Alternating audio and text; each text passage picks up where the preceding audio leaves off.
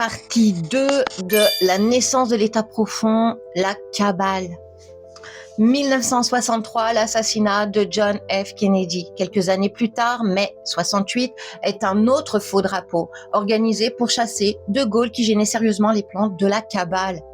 1981, François Mitterrand reçoit tous les pouvoirs de l'État profond. Il commence le fossoyage systématique de la France, travail que tous les présidents suivants ont poursuivi avec zèle. 2001, les attentats des tours jumelles sont de faux drapeaux destinés à deux objectifs précis: empêcher l'application du Nessara Gessara, signé quelques années plus tôt par Clinton sous la contrainte de l'Alliance, et justifier de nouvelles guerres au Moyen-Orient. Je passe volontairement sur le Kosovo et l'Irak qui font partie du même schéma. Parallèlement à cette longue histoire séculaire, une résistance silencieuse se met en place. L'emblématique Q trouve ses racines dès l'assassinat d'Abraham Lincoln. Dans l'ombre des généraux, patriotes commencent à œuvrer pour libérer le monde de l'emprise de la cabale.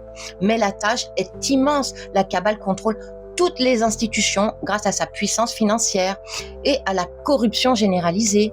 Il faudra des décennies. 1963 devient une étape décisive. L'assassinat de Kennedy accélère le plan de l'Alliance. Puis 2017 sonne le glas de l'État profond.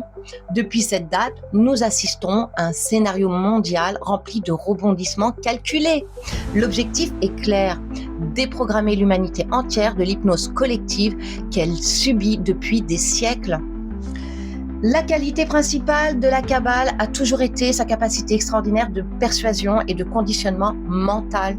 Elle a formaté les esprits si profondément que beaucoup de gens souffrent encore d'un véritable syndrome de Stockholm.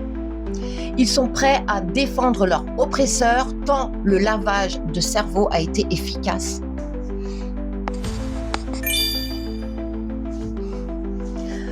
Aujourd'hui, nous sommes vraiment à la fin du règne de l'État profond. Mais soyez patients, il n'y aura jamais de sauveur providentiel qui viendra tout régler à votre place. Le changement, c'est vous. C'est en vous réveillant, en reprenant votre souveraineté et en refusant l'hypnose que tout basculera définitivement. Maintenant, tout va très vite.